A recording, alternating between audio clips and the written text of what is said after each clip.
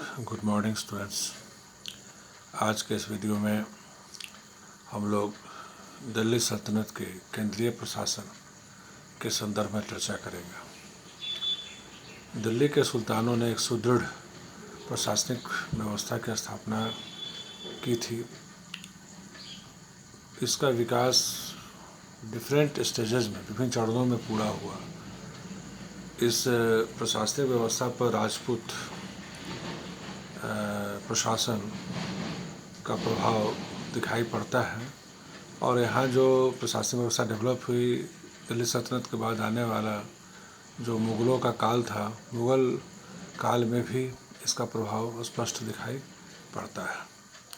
तो प्रशासनिक व्यवस्था में जो सेंट्रलाइज्ड व्यवस्था थी, इसको हम लोग केंद्रीय प्रशासन भी कहते हैं। केंद्रीय प्रशासन में जो सबसे महत्वपूर्ण और सबसे इम्पोर्टेंट जो पद था वो सुल्तान का था। सबसे पहले हम लोग यह देखेंगे कि सुल्तान की स्थिति सल्तनत काल में क्या थी।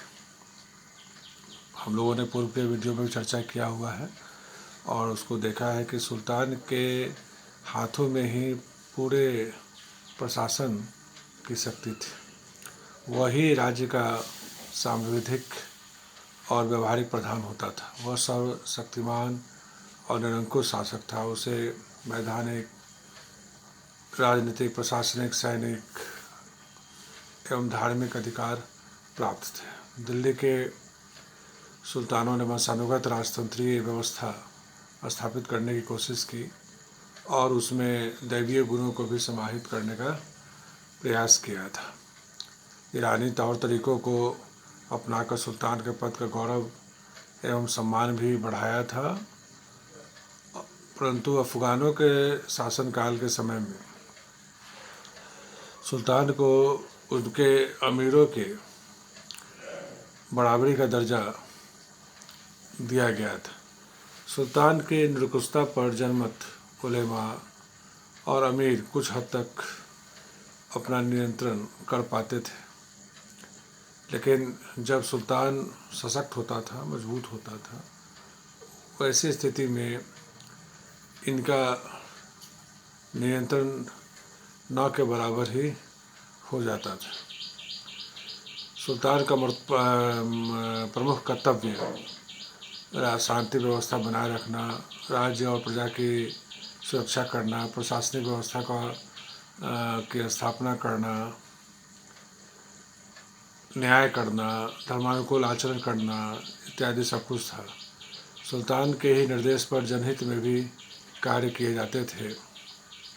कला, कौशल, ज्ञान, विज्ञान तथा साहित्य को संरक्षण देने का और उसे विकसित करने का भी काम ये किया करते थे। हम कह सकते हैं कि दिल्ली सल्तनत कालीन केंद्रीय प्रशासन में सुल्तान बिल्कुल धुरी की तरह काम करता था और उसी के इर्द गिर्द सारी प्रशासनिक व्यवस्थाएं घूमा करते थे। सुल्तान के सहायक के रूप में हम यह देखते हैं कि उस समय में एक मजलिस खलवल नामक संस्था थी, जो आज का मंत्रिपरिषद की तरह है, जहाँ विभिन्न विभागों के मंत्रियों का काम का योगदान हुआ करता था और ये विभिन्न कामों में सुल्तान की मदद किया करते थे। लेकिन इसमें मंत्री कौन बनेगा, नहीं बनेगा, कौन रहेगा, कौन हटेगा, इन सभी चीज़ों पर सुल्तान का ही सीधा नियंत्रण होता था। इसमें वजीर, सेनापति, जो राजकीय आदेश होते थे उनका पालन कराने वाला, विदेशी राज्यों से संपर्क रखने वाला इत्यादि जो लोग थे, पदाधिकारी थे, वो सभी इसमें रहा करते थे। इनकी नियुक्ति सुल्तान ही करता था और सुल्तान के आशीर्वाद पर्यंत ही ये अपने पदों पर बने रहते थे। जब सुल्तान का मन होता था, इन्हें अपने पदों पर से विमुक्त कर दिया जाता था। लेकिन जब कभी भी सुल्तान की स्थिति कमज़ोर होती थी, वैसी स्थिति में यह जो मंत्रिपरिषद था वह सत्ता पर अपना नियंत्रण स्थापित करने का प्रयास कर लिया करता था। सुल्तान के प्रमुख अधिकारियों एवं विभाग में सबसे महत्वपूर्ण व्यक्ति था नायब। सुल्तान के पश्चात राज्य प्रशासन का सबसे प्रमुख व्यक्ति नायब, जिसे हम उप सुल्तान के रूप में भी जानते हैं, था। इसका पद सबसे महत्वपूर्ण होता था। सुल्तान की अनुपस्थिति में यही शासन व्यवस्था को संभाला करता था। सुयोग्य और शक्तिशाली सुल्तानों के समय में इनका प्रभाव नगण्य होता था, लेकिन जब दुर्बल शासक होते थे तो ये बहुत ज़्यादा प्रभावशाली हो जाया करते थे। दूसरा जो महत्वपूर्ण पद था वो था वजारत, जिसे वजीर या मंत्री के रूप में कहते हैं। वजीर सल्तनत का सुल्तान का प्रमुख सहयोगी होता था। वो वसुता प्रजा एवं सुल्तान के मध्य कड़ी का काम करता था। सुल्तान के पश्चात प्रशासनिक क्षेत्र में इसे ही सबसे प्रमुख अधिकारी माना जाता था। सल्तनत काल में वजीरों की स्थिति बराबर बदलती रही। इल्तुतमिश ने उसे राजस्व व्यवस्था के अतिरिक्त सैनिक अधिकारों को भी देखने का काम सौंपा था।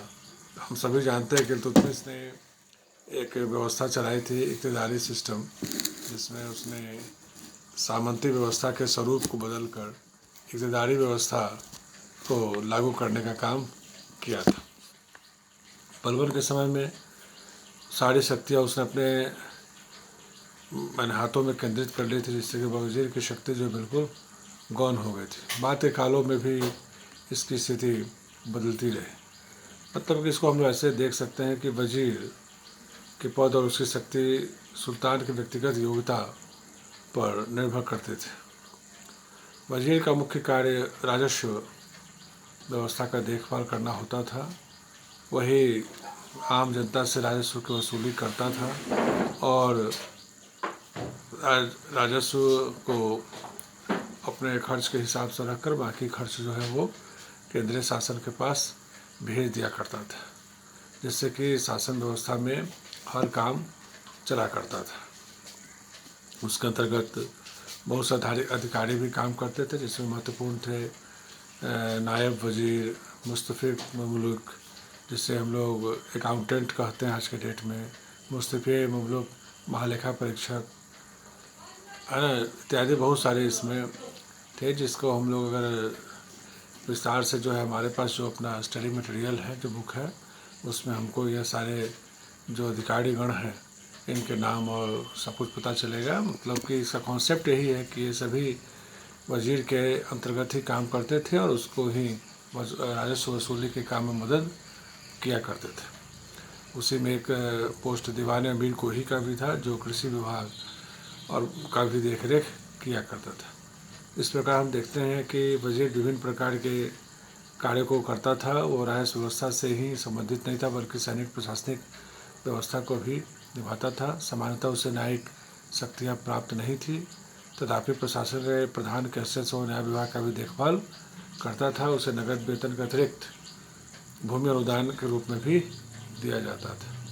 इसके बाद जो सबसे महत्वपूर्ण था वो था आरिज़ ममालिक, जो कि सेना का प्रधान होता था। हम सभी जानते हैं कि बलबन ने दीवान अर्ज नामक एक विभाग बनाया था और उस विभाग के द्वारा उसने केंद्रीय सेना का गठन किया था। उसके पूर्व केंद्रीय सेना का कॉन्सेप्ट नहीं होता था। आवश्यकता पड़ने पर जो सामंत लोग होते थे वही सेना से केंद्रीय प्रशासन को सपोर्ट किया करते थे। इस विभाग में सैनिकों की बहाली, युद्ध और सेना के लिए जो भी आवश्यक सामान थे उन सभी चीज़ों को मुहैया कराना, सैनिकों के अस्त्र शस्त्र की व्यवस्था करना, सेना का निरीक्षण करना, उनको लगातार अपने प्रैक्टिस में बनाए रखना, जिससे कि उनकी क्षमता हमेशा बनी रहे। ये सभी वो काम आरिज़ ममालिक के ही जिम्मे में था। इसका दूसरा एक अलग विभाग था, तीसरा आलेख विभाग, दीवान हिंसा जिसको कहते हैं। इसमें जितने भी तरह की सरकारी घोषणाएँ हुआ करती थी, फरमान हुआ करता था, उन सबों को वज़ीर ख़ास की सहायता से लिखकर तैयार करके इसको अभिलेख के रूप में, रिकॉर्ड के रूप में रखा जाता था। एक अलग विभाग था दीवाने रसालत, जिसके वर्क को लेकर कि किस काम को देखता था, इतिहासकारों में मतभेद है, लेकिन फिर भी बहुत सारे इतिहासकारों ने यह माना है कि विभाग धार्मिक कार्यों की देखरेख किया करता था। एक और विभाग था दीवान रसालत के बाद सद्र उल सुदूर। यह विभाग भी मुख्य रूप से जनता के भीतर जो मोरलिटी होती थी, जनता का आचरण, जनता का व्यवहार कैसे रहना है, करना है, धार्मिक कामों को कैसे देखना है, इन सभी चीज़ों को देखने का काम यह विभाग किया करता था। न्याय क्षेत्र में काम करने के लिए सबसे महत्वपूर्ण जो विभाग था वो काजी उल कुजात का होता था, जो मुख्य रूप से सल्तनत के अंतर्गत जो न्यायिक वर्क होते थे उसका देख रेख करता था। ये हम सभी जानते हैं कि न्याय का भी केंद्र जो है मुख्य रूप से सुल्तान ही होता था, लेकिन निचले स्तर पर काजी उल कुजात न्याय के क्षेत्र में काम को देखता था और उस लोगों में उसके सामने जो समस्या आती थी उसका निपटारा किया करता था। इसके अलावा और कई छोटे छोटे विभाग भी थे जो विभिन्न कामों को करते थे। वो इस प्रकार थे, वकील दर था जो शाही महल और सुल्तान की व्यवस्था को देखता था। अमीर हाजिब बारबक था जो अनुशासन बनाए रखने का काम करता था। सर जानदार जो शाही रक्षकों का जो दल था उसका इंचार्ज होता था। उसके बाद अमीर आखुर था जो सोसाला का इंचार्ज होता था। अमीर कोही जो कृषि विभाग का प्रधान होता था। इस तरह से सुल्तान ने सल्तनत में विभिन्न प्रकार के प्रशासनिक अधिकारियों की नियुक्ति करके रखी थी, जो सल्तनत सुल्तान की मदद किया करता था। तो इस में खर्च के रूप में जो पदाधिकारी होते थे उन्हें नगद वेतन के साथ साथ जागीरें भी दी जाती थी कि उससे वो अपना खर्च, अपना मेंटेनेंस सब कर सके। आज के इस वीडियो में हम लोग यहीं तक चर्चा करते हैं। इसके बाद वाले वीडियो में हम लोग उस समय में जो अन्य व्यवस्थाएं थी, इसमें न्याय व्यवस्था है, डाक, पुलिस और गुप्त व्यवस्था, राजस्व व्यवस्था और उनका क्या इम्पैक्ट रहा, इस पर हम लोग चर्चा करेंगे। धन्यवाद।